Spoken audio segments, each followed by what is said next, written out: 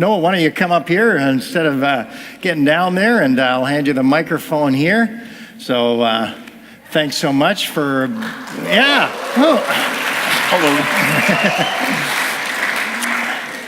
Noah's one of the artists on the Identity Project album. And so we're going to feature his song today. Now, we haven't sung it yet. We're going to sing it in a few minutes' time here. Now, Noah, so thanks for contributing to the project and using your gifts and talents and your story and that. Now, you chose an interesting title for your song. Why don't you tell us what it is and why you chose that?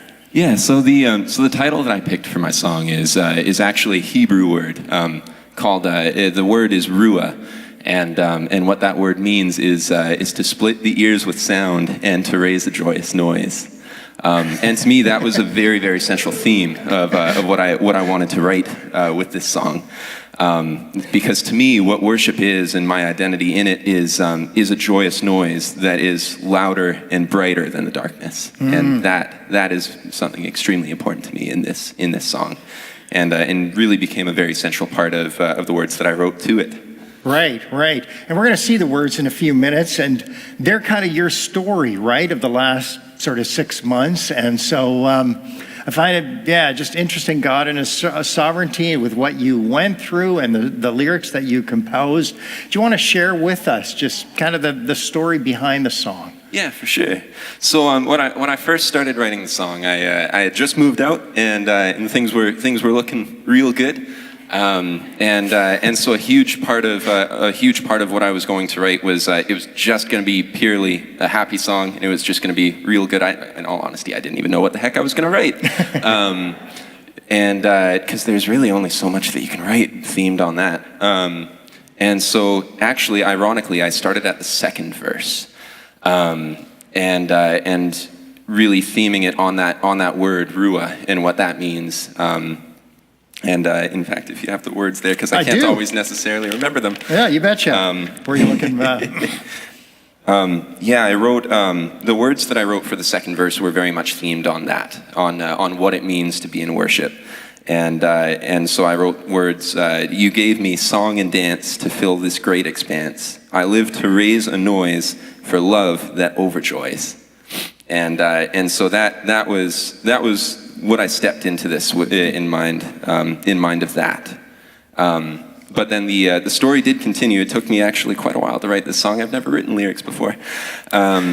Moving out was actually really kind of a huge change in a way that I hadn't quite expected. It gave me a lot more opportunity to confront something that I had not really gotten much opportunity to confront before. I've struggled with depression since I was about 9 years old, and so that has been a long-standing thing in the back of my mind that I haven't really gotten much opportunity to deal with, not wanting to in front of my family and that sort of thing.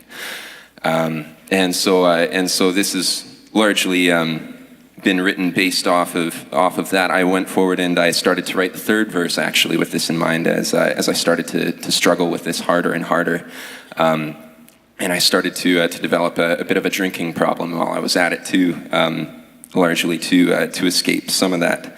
But in all of that, I was constantly praying and asking for God to show His face in all of this. And so I wrote words for the second verse, including light in the dark so bright, you are my strength, my might. You are my sword and shield and the treasure that I yield. And that to me was very important during that period of time leading up. So in the month that followed, throughout February, things did not actually get better as I'd been hoping they would. They actually got quite a bit worse.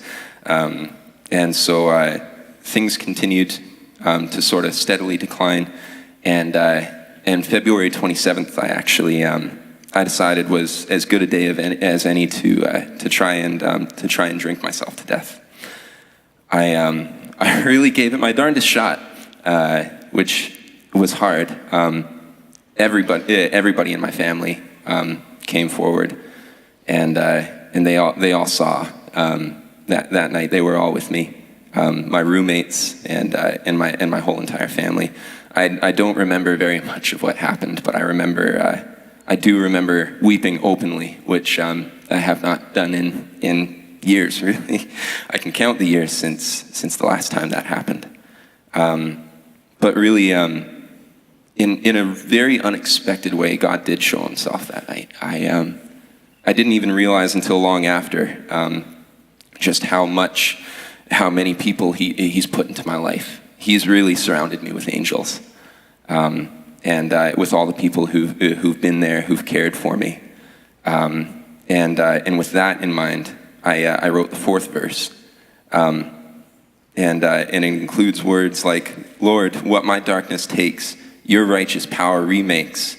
No pain of hell or night will pull me from your light. Maker of everything, you could have anything, yet still want me. And really, it's been quite something having everybody in my life that I do, because through all of them, God has shown me that I have so many more reasons to live than I have to die. And with all of that in mind, I don't know where the story goes from here, but I know that he already has it written out, and so that's the thought in mind with which I went back and wrote the first verse, which y'all are going to get to hear shortly. Mm-hmm. Thank you, Noah, for sharing your story, for being honest with your church family and open, vulnerable. I believe your story is speaking into hearts and lives here. So appreciate so much. Not just your contribution to this album, but who you are as a person. And like I said, inviting us into your story. And the lyrics that we're going to sing in a few minutes are just going to be meaningful for each of us, having heard now the background. And we stand with you as your brothers and sisters, as your church family, and together we journey on this. So, thank you for that. I've just got one question, and it doesn't relate to a lyric. It's the outro, which I'm not musical. I don't even know what that means. But you say, end on the longest, loudest, most thunderous E chord you can muster. Is that a note for yourself or for Gareth? Because I want to be watching for a thunderous E chord. Oh, it's gonna get a little loud. It's gonna get a little loud. I think you'll like it. Okay. It is a very, very fun song, and it is very much the central theme of the way I went about writing it. Is a song of worship that shines brighter than the darkness. Right. And that to me is very important. Yes. With the way that I went about this, and the way that the title that I chose for it, and the people who I chose to play it with me. Yeah. No, and I see that in the song. I heard that in your story. Even this week, I mean, when you said to me, worship drowns out darkness, I had to write that down because it hit me so deeply, and I made it the title of my sermon this morning. So worship drowns out darkness. And so thank you for sharing your story. And thanks for using Psalm 150 as your inspiration. So why don't I preach on that now? Thanks. All right, good. Okay, let's give Noah a hand.